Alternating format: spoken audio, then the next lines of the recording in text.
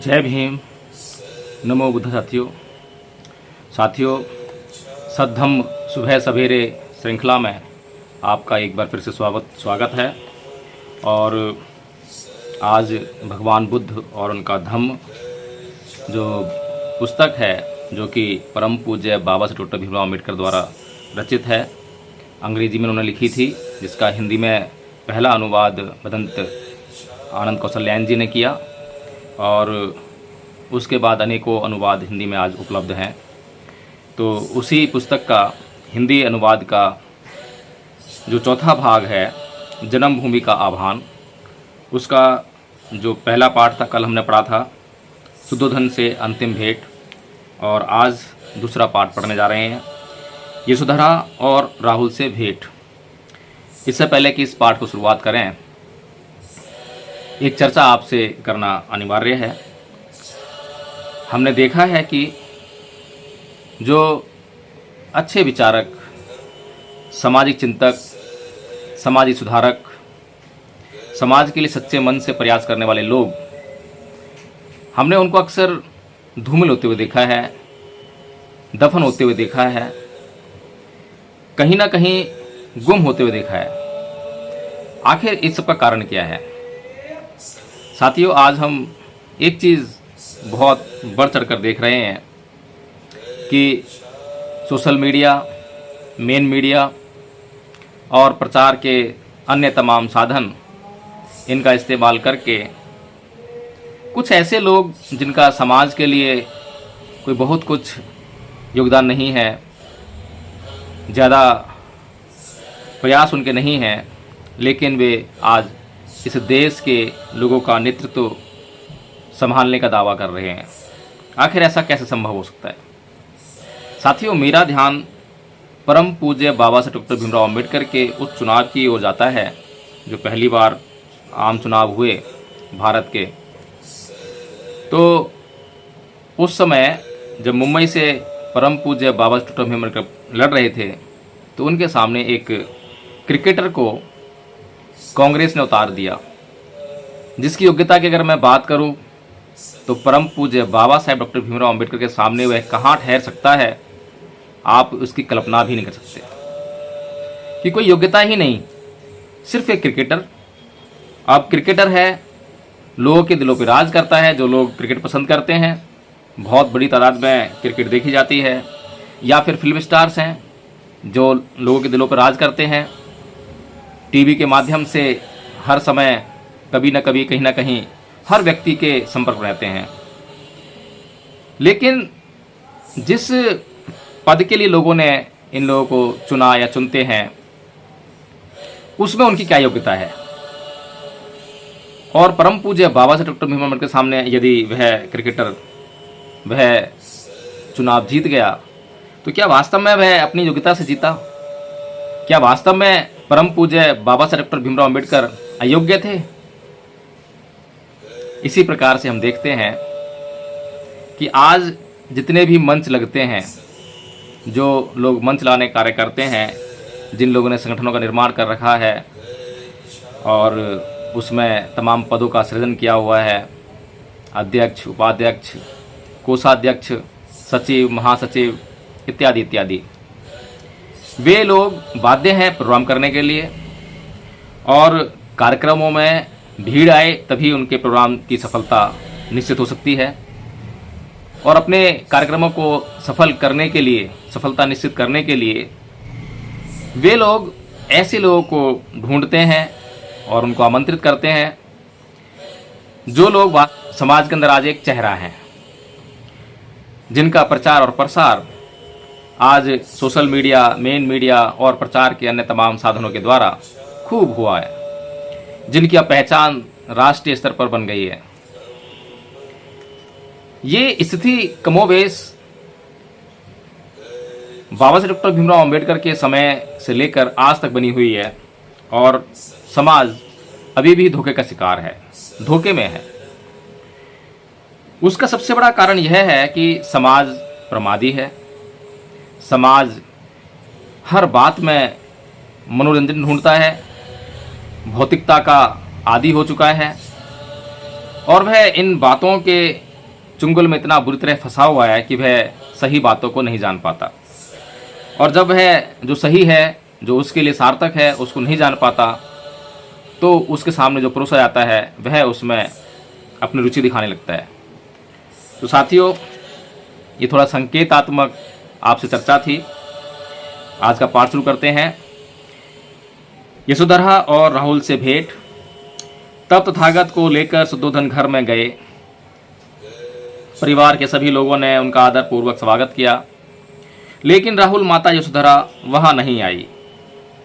शुद्धोधन ने उन्हें बुलवाया, किंतु उन्होंने उत्तर भिजवाया, निसंदेह यदि मैं आदर के किसी योग्य समझी जाऊंगी तो सिद्धार्थ मुझसे यहीं मिलने आएंगे और मुझे देखेंगे। अपने सभी पूर्व संबंधियों और मित्रों से भेंट हो चुकने पर तथागत ने पूछा, यशोधरा कहाँ है? यह ज्ञात होने पर कि उन्होंने आने से इनकार कर दिया है, तथागत तुरंत उठे और सीधे उनके भवन में गए। तथागत ने सारिपुत्र और मोगल्लान को साथ लेकर यशोधरा के कमरे में प्रवेश किया। उन्होंने उन दोनों से कहा, मैं तो मुक्त हूँ, लेकिन यशोधरा अभी भी मुक्त नहीं है। इतने लंबे समय तक मुझे नहीं देख पाने के कारण वह बहुत दुखी है। जब तक उसका दुख आंसुओं के मार्ग से बह न जाए, उसका जी भारी ही रहेगा। यदि वह तथागत का स्पर्श भी कर ले तो उसे रोकना नहीं। यशोधरा गहरे विचारों में खोई अपने कमरे में बैठी थी। तब तथागत ने प्रवेश किया तो स्नेहाधिक्य में वह एक लबालब भरे पात्र की तरह स्वयं को छलकने से रोक नहीं पाई। वह यह भूल गई कि उनके स्नेहभाजन महामानव बुद्ध हैं, लोक शास्ता हैं, सत्य के महान उपदेष्टा हैं। उन्होंने तथागत के चरण पकड़ लिए और जोर जोर से रोने लगी। लेकिन जब उन्हें यह ध्यान आया कि शुद्धोधन भी वहां उपस्थित थे तो उन्हें लज्जा आ गई। वह उठी और आदर भाव सहित कुछ दूर जाकर बैठ गईं। शुद्धोधन ने यशोधरा की ओर से क्षमा याचना करते हुए कहा, इनका यह व्यवहार आपके गहन स्नेह से उत्पन्न हुआ है और यह मात्र एक क्षणिक भावना नहीं है। इन 7 वर्षों में अपने पति से बिछुड़ जाने के बाद जब इसने सुना कि सिद्धार्थ ने अपना सिर मुंडवा लिया है तो इसने भी वैसा ही किया। जब इसने सुना कि सिद्धार्थ ने गहनों और सुगंधित द्रव्यों का परित्याग कर दिया है तो इसने भी उनका प्रयोग त्याग दिया। और जब इसने सुना कि उनके पति मिट्टी के पात्र में निश्चित समय पर ही खाते हैं तो वह भी एक ही बार आहार ग्रहण करने लगी। यदि यह मात्र क्षणिक भावुकता नहीं है, उससे ऊपर है, तो यह सब इसके साहस का ही परिचायक है। तब तथागत ने यशोधरा को उनके महान गुण और उस महान साहस की याद दिलाई जिसका परिचय उन्होंने सिद्धार्थ की पवज्जा के समय दिया था। उन्होंने कहा कि जब वह बोधिसत्व की अवस्था में बुद्धत्व प्राप्त करने के लिए प्रयत्नशील थे, उस समय उनकी निर्मलता, उनकी भद्रता तथा उनकी धम्मनिष्ठा ही उनका सबसे अमूल्य संबल सिद्ध हुई थी। यह उन्हीं के कुशल कर्म थे और यह उनके महान गुणों का परिणाम था। यशोधरा की वेदना अकथनीय थी। आध्यात्मिक उत्तराधिकार के रूप में उनके गौरव में वृद्धि हुई थी। उनके जीवन काल में उनके श्रेष्ठ आचार व्यवहार ने उन्हें एक अनुपम व्यक्तित्व प्रदान किया था। तब यशोधरा ने 7 वर्ष के राहुल को एक राजकुमार की तरह वस्त्र पहनाए और फिर उससे बोली, यह महासमण जिनकी छवि इतनी तेजस्वी है तुम्हारे पिता हैं। उनके पास अक्षय निधि है जिसे मैंने अभी तक नहीं देखा है। उनके पास जाओ और वह अक्षय निधि मांगो, क्योंकि एक पुत्र को अपने पिता की संपत्ति का उत्तराधिकार प्राप्त करना ही चाहिए। राहुल ने उत्तर दिया, मेरे पिता कौन हैं? मैं किसी पिता को नहीं, बस केवल शुद्धोधन को ही जानता हूँ। यशोधरा ने बच्चे को गोद में उठा लिया और खिड़की में से बुद्ध की ओर इशारा किया, जो निकट ही भिक्षु संघ के बीच बैठे भोजन ग्रहण कर रहे थे, और राहुल को बताया कि वही उसके पिता हैं, शुद्धोधन नहीं। तब राहुल उनके पास गया और उनके चेहरे को देखता हुआ निर्भयता पूर्वक और अत्यंत स्निग्ध स्वर में बोला, क्या आप मेरे पिता नहीं हैं? और उनके पास खड़े होकर उसने आगे कहा, हे महासमण, आपकी छाया बड़ी सुखकर है। तथागत मौन रहे। तब तथागत ने भोजन समाप्त कर लिया तो उन्होंने आशीर्वाद दिया और महल से चल दिए, किंतु राहुल पीछे पीछे हो लिया और उसने अपना उत्तराधिकार मांगा। राहुल को किसी ने नहीं रोका, स्वयं तथागत ने भी नहीं। तथागत ने सारिपुत्र को देखा और कहा, मेरा पुत्र उत्तराधिकार चाहता है। मैं उसको यह नाशवान निधि नहीं दे सकता जो अपने साथ चिंताएं और दुख लाती है, लेकिन मैं इसे निर्मल जीवन का उत्तराधिकार दे सकता हूँ, ऐसी निधि जो कभी नष्ट नहीं हो सकती। तब राहुल को गंभीरता के साथ संबोधित करते हुए तथागत बोले, सोना चांदी और हीरे जवाहरात तो मेरे पास नहीं है, किंतु यदि तू आध्यात्मिक निधि प्राप्त करने का इच्छुक है और उसे उठा सकने तथा संभाल कर रखने में समर्थ है तो वह मेरे पास बहुत है। मेरी आध्यात्मिक निधि मेरा सदाचरण का मार्ग ही है। क्या तू उनके संग में प्रविष्ट होना चाहता है जो अपना जीवन मन को संयत करने में लगाते हैं और श्रेष्ठतम आनंद प्राप्त करने का प्रयास करते हैं, और जो मिल भी सकता है? राहुल ने दृढ़तापूर्वक उत्तर दिया, मैं चाहता हूँ। जब सुद्धोधन ने सुना कि राहुल भी भिक्षु संघ में शामिल हो गया है तो उन्हें बहुत दुख हुआ।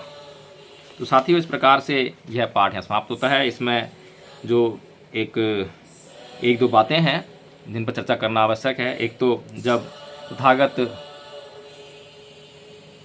यशोधरा से मिलने जाते हैं तब है सारिपुत्र और मुगलान को यह कहते हैं कि यशोधरा यदि उनका स्पर्श कर ले तो उसे न रोकना, क्योंकि वे तो मुक्त हो चुके हैं लेकिन यशोधरा अभी मुक्त नहीं हुई है।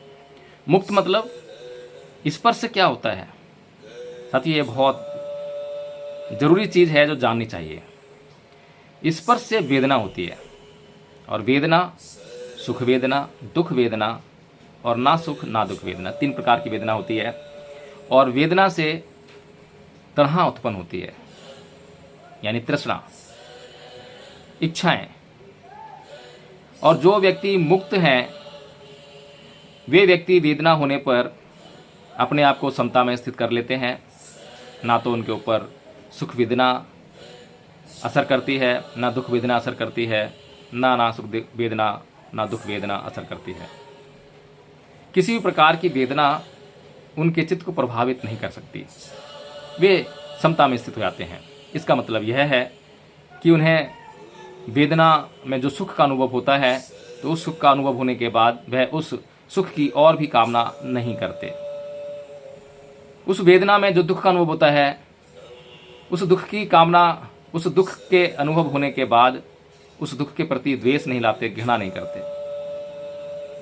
तो ये जो राग, द्वेष, घृणा, आसक्तियां जब ये मनुष्य के जीवन में आती हैं और तब व्यक्ति इनके प्रति कोई प्रतिक्रिया ना करे तो उसी को समता कहते हैं। तो बुद्ध तो मुक्त हो चुके थे लेकिन यशोधरा अभी मुक्त नहीं हुई थी। तो बुद्ध को कोई भी स्पर्श करे, बुद्ध को कोई उस पर प्रभाव नहीं पड़ेगा, लेकिन जो दूसरे लोग हैं, जो सामान्य लोग हैं, जो मुक्त नहीं हुए हैं, उनके साथ में भी ये समस्याएं बनी हुई हैं। यदि उन्हें कोई किसी भी प्रकार का स्पर्श करे, किसी प्रकार का भोजन पदार्थ दे, तो वे वेदनाएं जो उनके अंदर होंगी उनमें वे समता में स्थित नहीं रह पाते और वेदना के बाद तृष्णा उत्पन्न होने लगती है, तृष्णा के बाद उपादान होने लगता है, यानी क्लिंगिंग होने लगती है। और चाहिए और चाहिए और चाहिए के लिए प्रयास हम करते हैं, उसी को क्लिंगिंग कहते हैं। उपादान के बाद भाव उत्पन्न होता है और भाव के बाद वही जन्म, मृत्यु, दुख, दोमनस्य, सब कुछ उसके बाद शुरू होता है। इसके अलावा इसमें एक चीज़ और कही है कि